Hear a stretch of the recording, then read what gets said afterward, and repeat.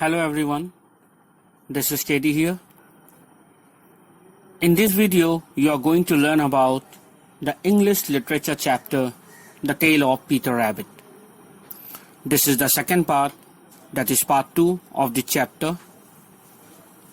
The first part, that is part 1, I have already given you the video, and I have explained you in part 1 also the first part of the story.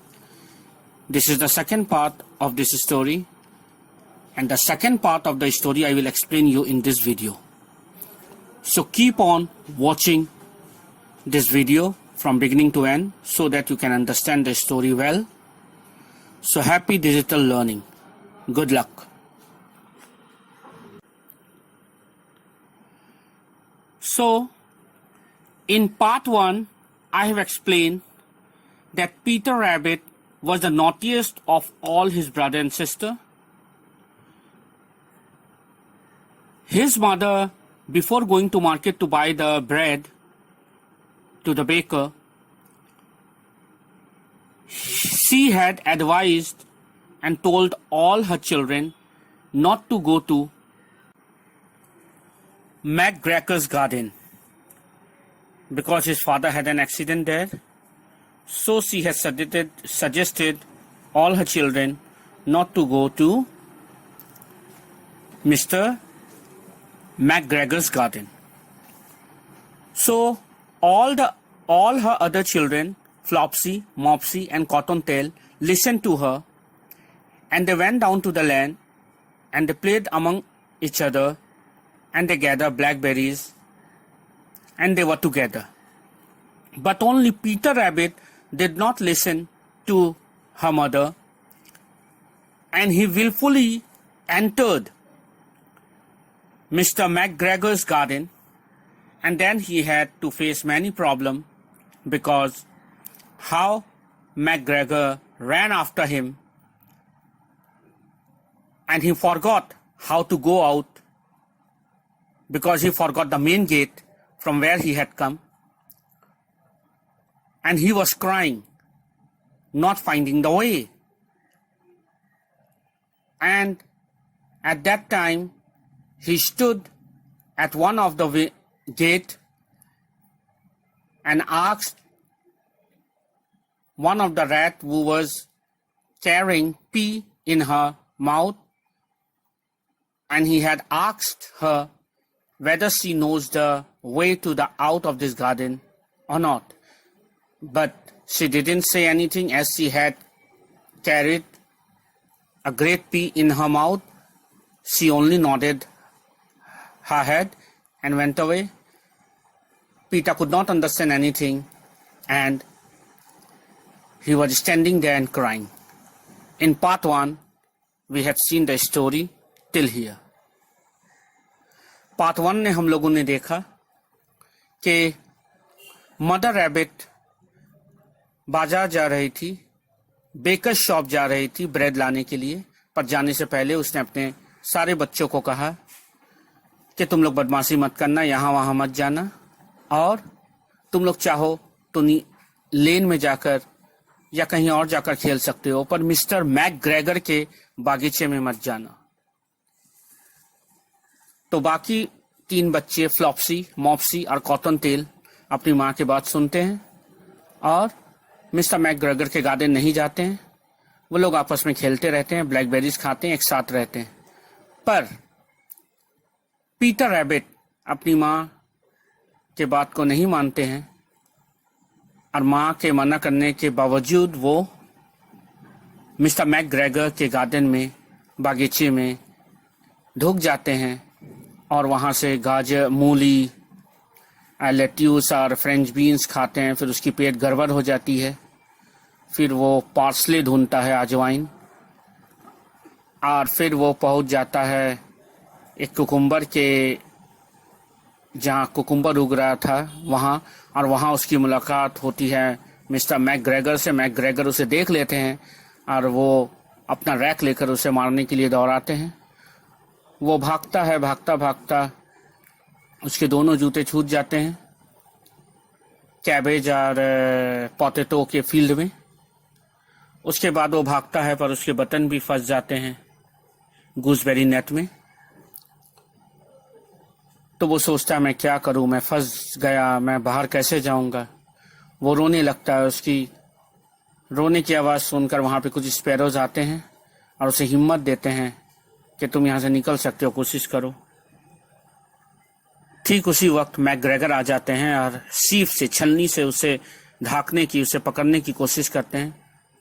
पर वो mister McGregor को सही वक्त पे चकमा देकर निकल जाता है। मैकग्रेगर ढूंढते रहते हैं, फिर वो वाटर कैन में छुप जाता है। पर अचानक से वो छींक देता है। उसकी छींक की आवाज़ सुनकर मैकग्रेगर समझ जाते हैं कि वो कैन में है और वो फिर से उसकी पीछा करते हैं, उसका पीटर रैबिट का। पीटर रैबिट भागता हुआ सीढ़ियों से नीचे जाता है, 3 फूल के गमले भी गिरा देता है और मिस्टर मैकग्रेगर उसे अपने पैरों तले कुचलना चाहते हैं। पर पीटर रैबिट स्पीड में भागता हुआ भाग जाता है।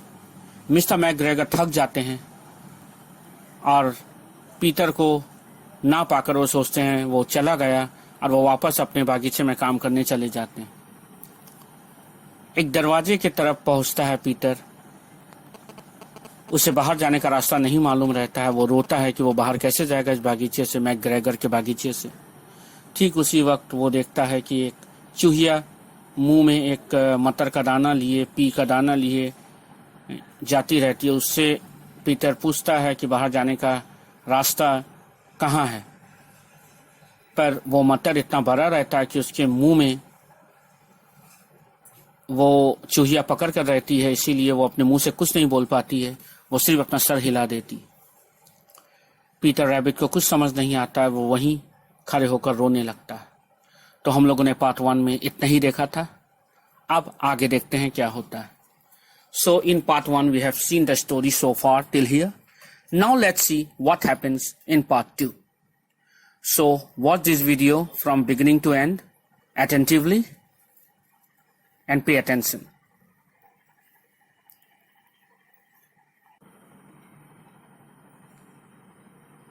Peter tried to find his way straight across the garden, but he had lost his way.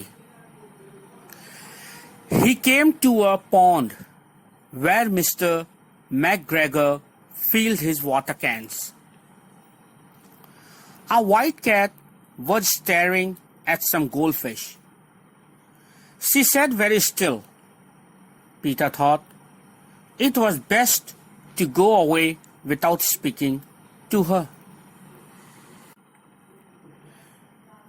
Peter यहाँ वहाँ ताकते हुए, आते हुए वो एक गार्डन के एक पॉन्ड की तरफ पहुंचता है पीटर, जहां पर मिस्टर मैकग्रेगर अपने कैन में पानी भरते हैं। जिस पॉन्ड से मिस्टर मैकग्रेगर का कैन वहां पड़ा रहता है, वो देखता है। और ठीक पॉन्ड के एज में, किनारे में एक वाइट बिल्ली, एक सफेद रंग की बिल्ली उस पॉन्ड में मछलियों को निहारती रहती है। शायद उसे मछलियों को खाना है। वो किनारे बैठकर वो बिल्ली मछलियों को देखती रहती है।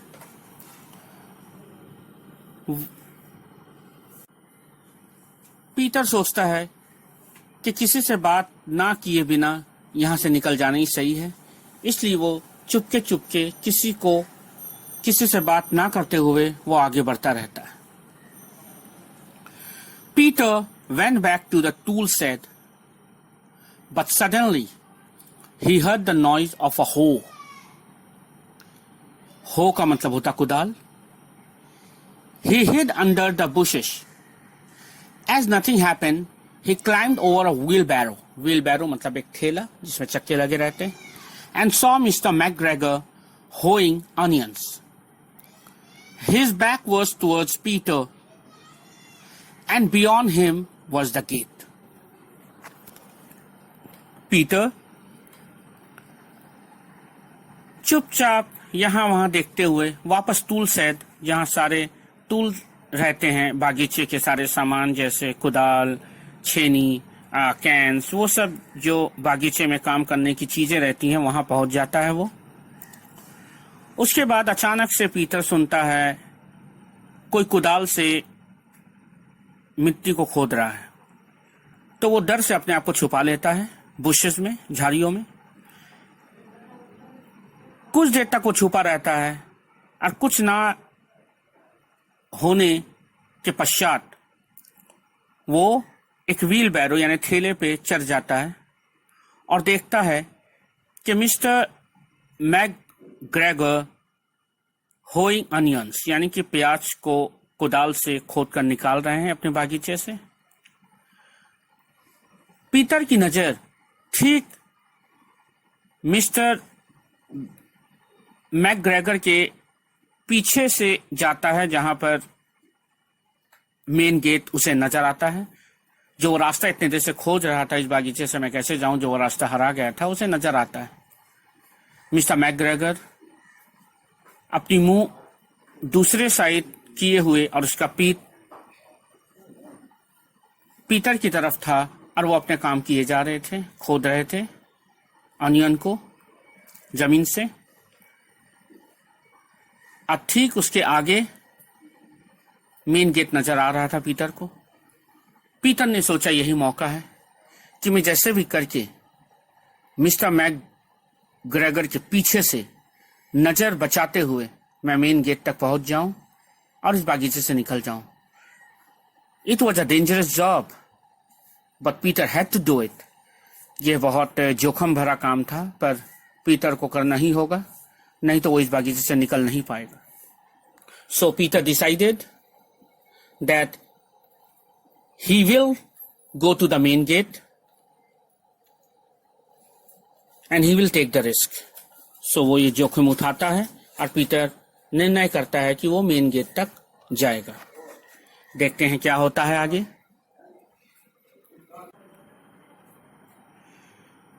Peter quietly got down the wheelbarrow and started running as fast as he could.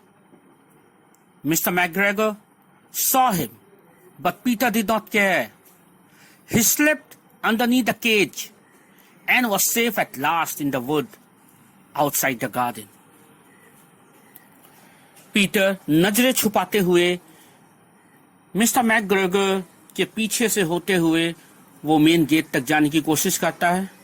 वो चुपके से उतरता है व्हील बैरो से, ठेले से, और वो दौड़ना चालू करता है। जितना जल्दी वो दौड़ सके वो अपनी जान लिए भागता है।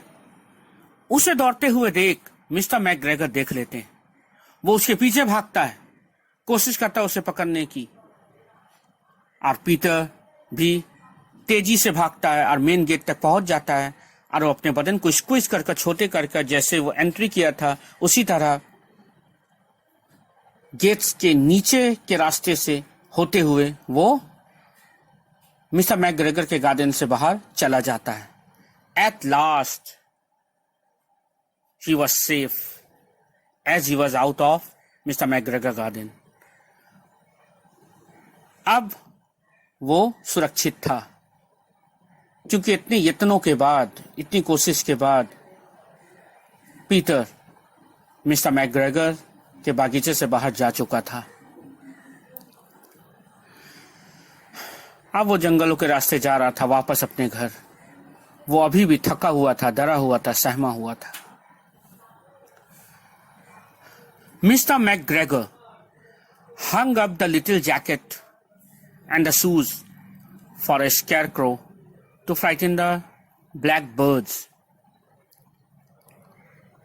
पीटर तो जा चुका था, पर अपने पीछे वो छोड़ चुका था अपना ब्लू जैकेट और अपना एक जोड़ी जूता। मिस्टर मैकग्रेगर उस जैकेट को और उस जूते से स्कैरक्रो बनाते हैं। स्कैरक्रो तुम सब जानते ही होगे, जो किसान लोग अपने खेत में लगाते हैं ताकि उसके डर से कोई भी चिड़िया खेत पे ना आए और धान को नष्ट ना करे, तो स्कैरक्रो बनाते हैं वो लोग। स्कैरक्रो को हिंदी में बीजूका कहते हैं, बीजूका। ये किसान बनाते हैं अपने खेत में ताकि उसे देखकर डर से कोई भी पक्षी ना आए खेत पे और खेत का नुकसान ना हो। तो मिस्टर मैकग्रेगर भी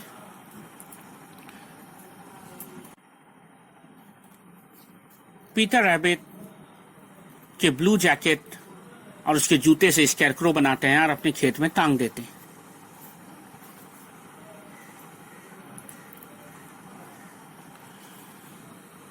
पीटर नेवर स्टॉप, और वहां पीटर दौड़ता हुआ भाग जा रहा था अपने घर की ओर। Peter never stop running till he got home to the big fir tree. वो दौड़ते हुए नहीं रुका, वो लगातार दौड़ता गया और आखिर में अपने घर उस देवदार पेड़ के नीचे पहुंच गया जहां उसका घर था।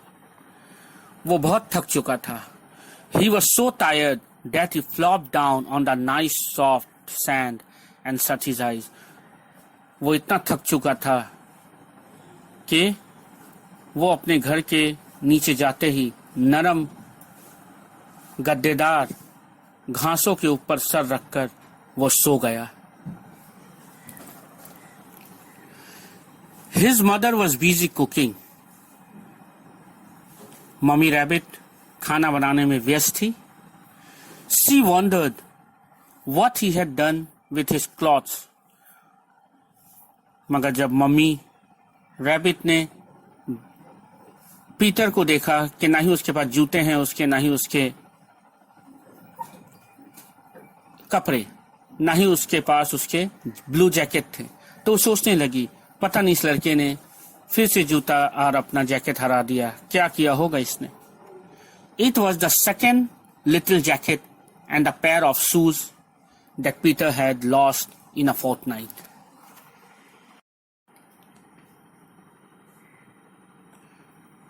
पीटर ने पिछले 2 हफ्तों में, फोर्टनाइट मतलब 2 वीक्स, फोर्टनाइट मीन्स 2 वीक्स, पिछले 2 हफ्तों में पीटर ने 2 जोड़ा जूता और 2 जोड़ी अपना जैकेट हरा चुका था। मदर रैबिट परेशान थी, आखिर ऐसा क्या करता है ये लड़का जो हर बार इसका कपड़ा और जूता हरा जाता है। But mom will be mom, she will be always worried about her children. माँ तो माँ ही है, अपने बच्चों की फिक्र उसे रहती है।